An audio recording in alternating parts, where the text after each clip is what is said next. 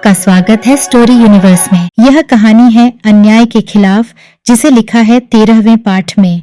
लेखक ने 1922 के आंध्र प्रदेश के कोया आदिवासियों की संघर्षपूर्ण कहानी को बखूबी उकेरा है, जहां उन्होंने अंग्रेजों के अन्याय के खिलाफ एक मजबूत विद्रोह का बिगुल फूंका था। इस कहानी के प्रमुख किरदार हैं श्रीराम राजू, जिन्होंने आदिवासियों को संगठित कर अंग्रेजों की नींद हराम कर दी थी। लेखक ने ऐतिहासिक घटनाओं और सामाजिक संघर्षों को जीवंत रूप में प्रस्तुत किया है।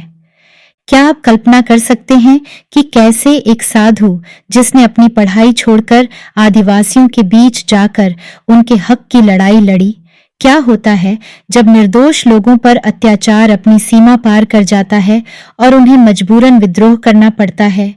इस कहानी में वे सभी तत्व हैं जो आपके दिल को छू जाएंगे और आपको सोचने पर मजबूर कर देंगे कि अन्याय के खिलाफ आवाज उठाना कितना महत्वपूर्ण है। तो चलिए शुरू करते हैं। बात 1922 की है। उन दिनों अंग्रेजों का शासन था। भारत देश अंग्रेजों का गुलाम था। अपने लोगों को तरह तरह के अत्याचार सहने पड़ते थे। अंग्रेज शासन ने अपने स्वार्थ पूरे करने के लिए भारत के लोगों को बहुत डरा धमका कर रखा था, पर उनकी धमकियों के खिलाफ लड़ने की हिम्मत रखने वाले भी लोग थे। ऐसे ही लोग थे आंध्र प्रदेश के कोया आदिवासी, और उनके नेता का नाम था श्रीराम राजू। आंध्र के घने जंगलों के बीच रहने वाले कोया आदिवासी सीधी सादी खेती के माध्यम से अपनी रोजी रोटी जुटाया करते थे, पर जब से अंग्रेजों ने उनके बीच आकर अपना हक जमाया, उनका जीवन मुश्किल हो गया। अंग्रेजों की योजना थी कि घने जंगलों और पहाड़ों को चीरती हुई एक सड़क बिछाई जाए, पर सड़क के निर्माण कार्य के लिए मजदूर कहां से आएंगे? यह सवाल जब तहसीलदार महोदय के सामने आया तो उनकी निगाह कोया आदिवासियों पर पड़ी। तहसीलदार का नाम था बेस्टियन। बेस्टियन को शासन द्वारा सड़क बनवाने का काम सौंपा गया था। बेस्टियन स्वभाव से बहुत अक्खड़ और वरूफर था। वह आदिवासियों के गांवों में गया और बड्ढे घमंड के साथ खूब चिल्ला चिल्ला कर बोला, 2 दिन में जंगल में सड़क बनाने का काम शुरू होगा। तुम सब लोगों को इस काम पर पहुंचना है। अगर नहीं पहुंचे तो ठीक नहीं होगा। अंग्रेज सरकार का हुक्म है, यह जान लो। आदिवासी लोग चुप हो गए। वे उन घने जंगलों के बीच अकेले पड़े थे। वे कुछ पूछें तो किससे, कुछ करें तो क्या? किसी ने हिम्मत करके तहसीलदार से पूछना चाहा कि काम करेंगे तो बदले में क्या मिलेगा? तो बेस्टियन का चेहरा तमतमा गया। क्या मिलेगा? हुक्म बजाना नौकर का काम है। आगे से यह सवाल मत पूछना है। आदिवासी सहम गए, काम पर जाने लगे, पर उनका मन नहीं मानता था। वे अपमान से अंदर ही अंदर घुट रहे थे और गुस्से से सुलग रहे थे। उन्हीं दिना एक साधु जंगलों में आकर रहने लगा था। उस साधु का नाम था अल्लूरी श्रीराम राजू। श्रीराम राजू ने हाई स्कूल तक पढ़ाई की थी। उसके बाद अगली पढ़ाई छोड़कर वह 18 वर्ष की उम्र में ही साधु बन गया। जब वह उन जंगलों में रहने आया तो आदिवासी लोगों से अच्छी तरह हिल मिल गया। लोग उसे अपने दुख दर्द की कहानी सुनाते और पूछते कि कैसे अपने कष्टों से छुटकारा पाए।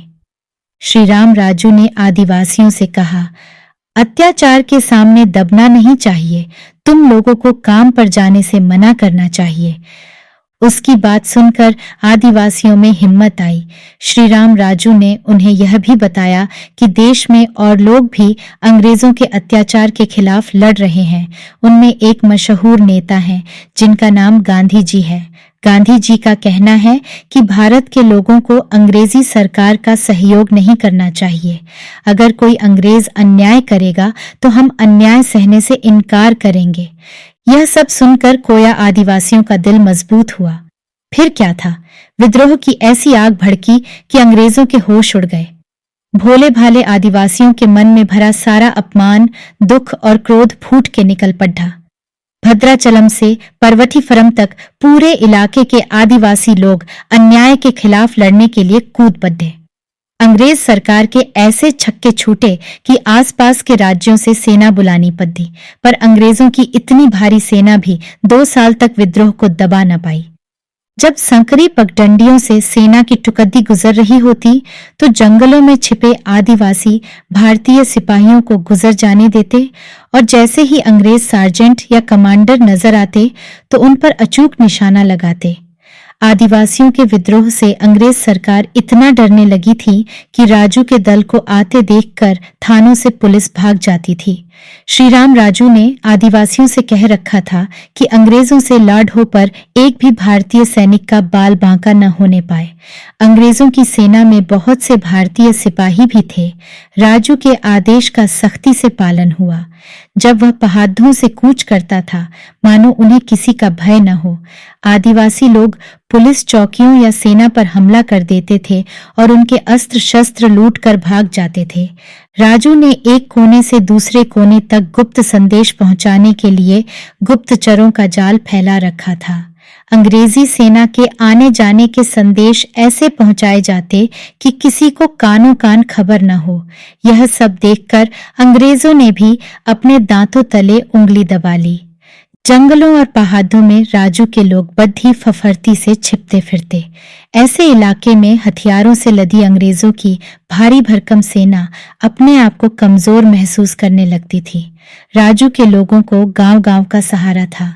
गांव के लोग विद्रोहियों को शरण देते और लाख कोशिश करने पर अंग्रेज उनकी खबर नहीं लगा पाते।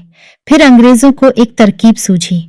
उन्होंने सोचा कि आदिवासियों को लड़ाई में तो हरा नहीं पाएंगे, अब इन्हें भूखे रखकर मारना पड़ेगा। अंदर जंगल के गांवों में राशन लाने वाले सारे रास्ते बंद कर दिए गए। किसी को भी सामान का एक जगह से दूसरी जगह पहुंचाना मुश्किल हो गया। लोगों की बंदूकों के कारतूस खत्म हो गए। इसके कारण अंग्रेजों के सिपाही गांवों में घुसकर लोगों को मारने पीटने लगे। यहाँ तक कि उगी हुई फसल को भी जलाया जाने लगा। आदिवासियों की हिम्मत जवाब देने लगी। आखिर कब तक यह तकलीफ बर्दाश्त की जा सकती थी। राजू के कुछ साथी पुलिस की पकड़ में आ गए थे। एक बार राजू भी पुलिस की गिरफ्त में आकर बुरी तरह जख्मी हो गया था। लोग परेशान होकर राजू के पास पहुंचते। राजू भी परेशान था। उससे उनका दुख देखा नहीं गया। राजू ने सोचा कि अगर मैं अंग्रेजों के सामने आत्मसमर्पण न कर दूं तो अंग्रेज इन हजारों लोगों को रोज सताना बंद कर देंगे। उसने देखा कि 2 वर्षों के इतने लंबे संघर्ष के बाद लोगों में कठिनाइयों का सामना करने की तैयारी नहीं रह पाई है और अंग्रेज सरकार तो उन्हें भूखा मारकर ही छोड़ देगी। यह सोचकर श्रीराम राजू अपने आप को अंग्रेजों के हवाले सौंपने चला। सेना के मेजर गुडौल मंपा गांव में डेरा डाले हुए थे। राजू को गिरफ्तार करके उसके सामने पेश किया गया। गिरफ्तारी की खबर सुनकर आसपास के गांवों के लोग बड़ी संख्या में वहां इकट्ठे होने लगे। मेजर गुडौल मन ही मन बहुत अधिक खुश हो रहा था। उसे कहाँ उम्मीद थी कि उनका शिकार खुद जाल में फंसने चला आएगा। राजू मांग कर रहा था कि उसे कचहरी में पेश किया जाए और कानून के हिसाब से उसके साथ बर्ताव हो। पर गुडौल का कोई इरादा नहीं था कि कोर्ट कचहरी के चक्कर में राजू को अपनी जान बचाने का जरा भी मौका मिले। बस उसके इशारे पर एक सिपाही ने राजू पर गोली चलाई और उसका काम तमाम कर दिया गया। इस तरह अल्लूरी श्रीराम राजू अपने लोगों की खातिर शहीद हुआ। इसके बाद कोया आदिवासियों का आंदोलन टूट गया, पर अंग्रेज सरकार ने अच्छा खासा पाठ पढ़ लिया था। वे समझ गए थे कि आदिवासियों के साथ मनमर्जी नहीं की जा सकती। तब से आदिवासियों के हितों की रक्षा करने के लिए विशेष कोशिश करने का फैसला हुआ। अपने देश के इतिहास में कोया आदिवासियों ने अन्याय के खिलाफ लड़ने की मिसाल स्थापित की। चकमक से आशा करते हैं कि यह कहानी आपको बहुत पसंद आई होगी। ऐसी और कहानियां सुनने के लिए जुड़े रहिए हमारे चैनल स्टोरी यूनिवर्स के साथ। धन्यवाद।